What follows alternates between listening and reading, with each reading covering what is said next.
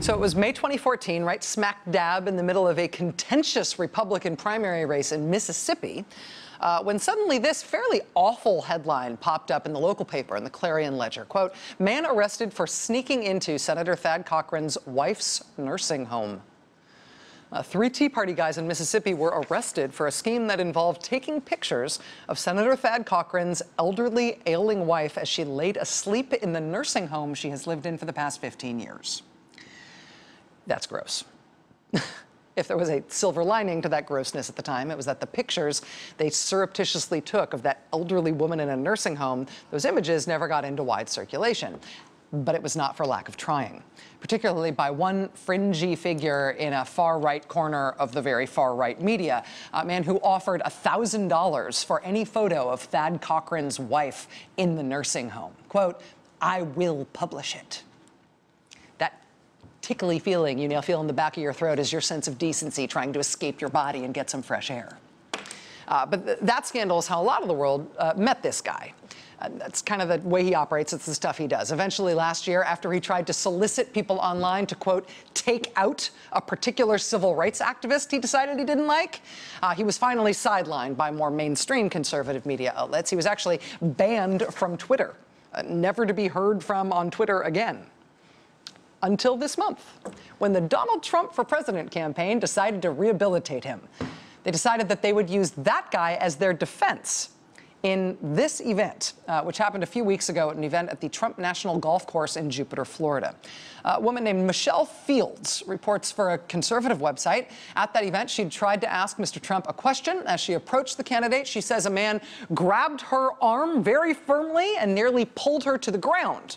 She later tweeted this photo of bruises on her arm, which she says were pursuant to being grabbed by that person. A reporter at the Washington Post basically confirmed her account, says he was there contemporaneously when it happened, and that he talked to the reporter immediately after the incident about what she had experienced.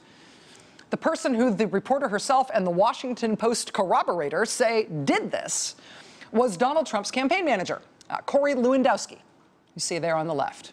The way that Mr. Lewandowski responded to the allegations from this reporter was that he basically decided to try to ruin her reputation.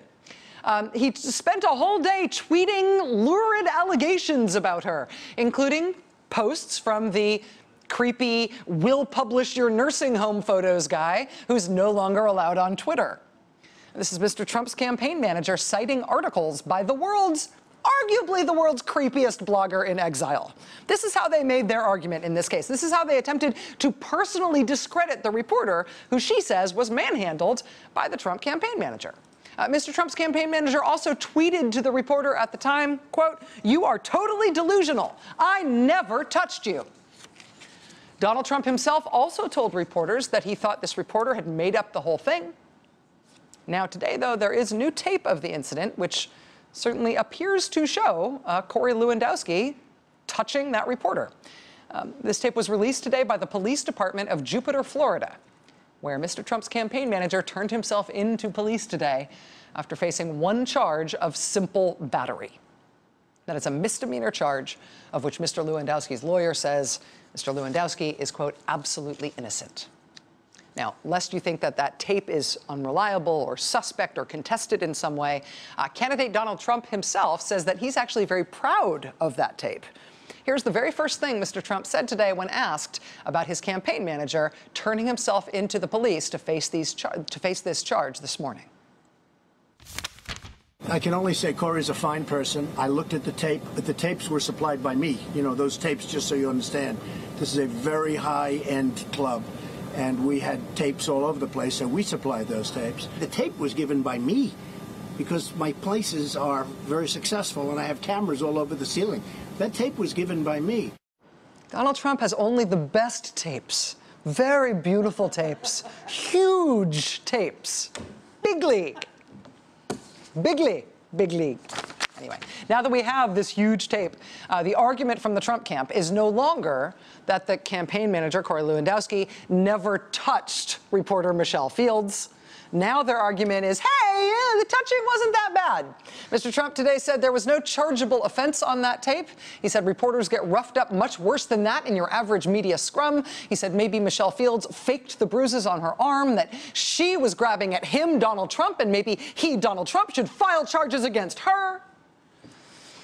However you feel about the nature of the touching of that reporter by Donald Trump's campaign manager, that campaign manager, Corey Lewandowski, and Donald Trump and the Trump campaign, up until today, maintained that no touching ever happened. Now police say it did, and the charge has been filed. And so the campaign manager for the Republican presidential frontrunner has just been arrested. What happens now?